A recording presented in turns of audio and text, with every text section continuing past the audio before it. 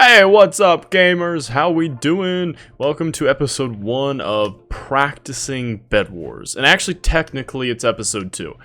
But it's also going to be episode 1 because the second one was just with some buddies, and I really didn't introduce it or anything like that. So I'm on my alt account here currently, not Damage Fury. And the reason why, obviously I don't care if people know the name of my alt account. Literally don't care.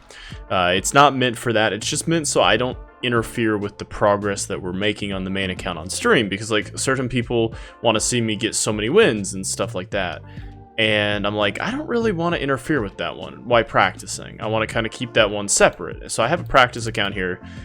Feel free to friend it and add it if you see it in game, or whisper me if you see it in game, but I'm just gonna be doing like solo stuff and, you know, non-stream content on this one. So in this video I'm gonna be playing some Bed Wars over a couple days, and I'm going to be clipping and highlighting like best moves, best moments, so it's going to be like a bit of a montage, and then I'm also going to be highlighting like where I'm like, I should have done this better. And it's supposed to be that way I can get some content out to you while I'm practicing. I think it's going to be great. I think it's going to be fun. So with this series, I also do want to say that I actually had some other footage, and this is not my first time trying to do this series. I tried to do this series a couple weeks ago, and what happened was I recorded for about a week, and my progress got exponentially better. Like, my progress jumped. Like, the amount of progress I made playing Bed Wars in that week was absolutely insane, and for me it just wasn't the same content as I was before. It was, the content level was very, very different. So please make sure to hit that sub button, hit that like button, and leave a comment down below, because these are going to be a lot of fun. They're going to be really enjoyable. Everyone's really going to like them, I promise. It's going to be a bit of a montage, a bit of a training sesh, and episode 2 has already been recorded of this, and let me tell you, it is some of the best content I've ever seen. I played with Dino and Hot Dog, so look forward to that. It is absolutely hilarious. I'm super proud of this clip, literally the first one of the day, and if you've seen me play Bed Wars, you know I suffer from this all the time. I'll start digging and I won't pay attention. We got the kill there, we got the bed, we're gonna get the final kill, but I did look up. That's the key thing there. I'm slowly getting better at that, and look at that final kill. Woo! Well, I'm not really paying attention. Red doesn't realize what I did, and they come down here and they drop the TNT, and I chase them and I almost get knocked off there, literally a block away. I really need to pay attention to that more often here, that way I don't get knocked off. If I see TNT, I just need to turn around and run back. It's that simple. So I don't really know what to do there, and I need to actually study some more footage on that, because I took some unnecessary damage there that I did not need to take. Of course, I comboed him in next year. See, we break the bed, and I'm actually scooting away there, which was really smart, and then I went and turned around. And I actually went back in for the fight when I probably should have kept running there. That would have kept me alive. I'm completely okay with what happened because I didn't have any mats. But in the future, if I would have backed off, I probably could have re-engaged on a better angle. So this is another place that I'm really actually excited for myself here, because in the past I would have raced straight in there, but instead I didn't. I let them fight, and that's actually really impressive, because that actually took some health away from him and then allowed me to get the final kill on Red there. The reason why that's so impressive, because before I would have just ran in there, so I'm really happy about that. Like, actually, I'm very happy about that. And then Gray, for some reason, tried to sneak up and kill me. Not today. Comboed into next year. So I ran over with the shears that I just bought. We got the first fight here. He did place the TNT. I ran through it, which does allow me to get the kill there, and it actually exposes the bed there. So that actually worked out in my favor, but I did run through the TNT, which was really good here, and then I am going to get the final kill. Of course I'm going to get the final kill. Psh. So I did buy my invisibility pot. I'm actually going to use it here. No one has a bed, and I walk right off the edge. Literally, I walk right off the edge. I throw the Ender Pearl way too late. We finished second with, well, the most amount of kills there, and that should have been our win. That should have been our win. I need to look before I run more often. That's really just something I need to get in the habit of doing, because there was no reason, and I mean no reason, I should have lost that game. That's on me. So right here, I did something incredibly smart. I saw that he was placing Endstone, and I turned around and bought that pick immediately. That was the first thing I did, which that actually allows me, and this is partially on him here. He just keeps going, and I see that, and I get the pick, and I go ahead and get it. And there is the first bet of the game, and this is going to also be the first final kill as he just falls off. So that actually gives me white here, and I actually decide to go back to my own base when I should have really just picked up the diamonds there and had that early diamond lead with some of the enchants. but I didn't do that. I ran back to my base, and that's going to be a mistake. I need to look around quicker in the future to decide if I want the diamonds or if I want to go back to my base and what I think I have time for. And I go in for the wool knowing that there's a 5-second respawn time, and I back up there, and that was crucial. That backup was crucial. And that's something I've noticed in a lot of really high class, let's call it top-notch gameplay in Skywars, is that little backup technique that I'm starting to get down. So now it's just up to me to go ahead and get yellow down. Red actually goes ahead and gets green's bed here, which means they're now in a fight. And I realize that, which is good. I'm at least paying attention to the chat a little bit more to see who's dying here. I realize that, so I'm like, let's go in there. Let's get in there. So I got my fireballs ready, which I was going to use to try to knock them back, but I actually used it on the wool there. And I went ahead and got Red's bed, which means it's just me and Red left. And I accidentally fall here, but so did they. And that wasn't an accident. I was trying to get back to my base. Why did I say accident? Yeah, it's an accident. I threw myself off the cliff. Alright, so here we are, game 2.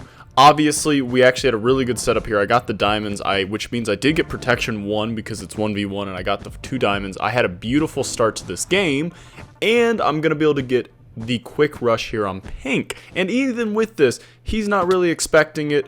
Here, I jump down, I get a couple hits before they even realize what's going on. I do get the kill, I use my shears, I get the bed, and now it's time to go in for the final kill here. And we actually are able to get this. They're swinging with their axe for some reason. I don't know why exactly, but we were still able to pull that off, and there we go. We got the first team down. Alright, so I came over here for the diamonds. I was thinking, you know what, let's upgrade. That's actually something I'm starting to do a lot more. I'm getting the little upgrades. It really actually helps me win some battles here. And Aqua decides, well, they're going to make it a problem for me, which means I have no choice but to take them out here, just because they are on my side here, and I'm worried about what they could be doing here. So they actually build up, and we kind of get in this little standoff thing. I think about going in from a different angle, but I realize I think I can outbuild them here just to a degree. And I actually go ahead and get that. I get the knockoff there. It's actually not a complete knockoff. Actually, it is. We go ahead and get the bed. I'm super pumped. I'm feeling it. I didn't think that was a complete knockoff there. I thought they were just behind the pillar, but we ended up getting that, and then we just launched them there. Absolutely launched. The 2-hit launcher. We did it. We threw them in the void, and now it's actually time to get the diamonds, which is why I came over here in the first place. So this is where this game starts to fall apart for me. Spoiler, I lose this game. I do. So I'm over here, I'm thinking, okay, Red went there. I was originally coming for diamonds, but I realized Red's still around, so I decided to go ahead and go to the base here.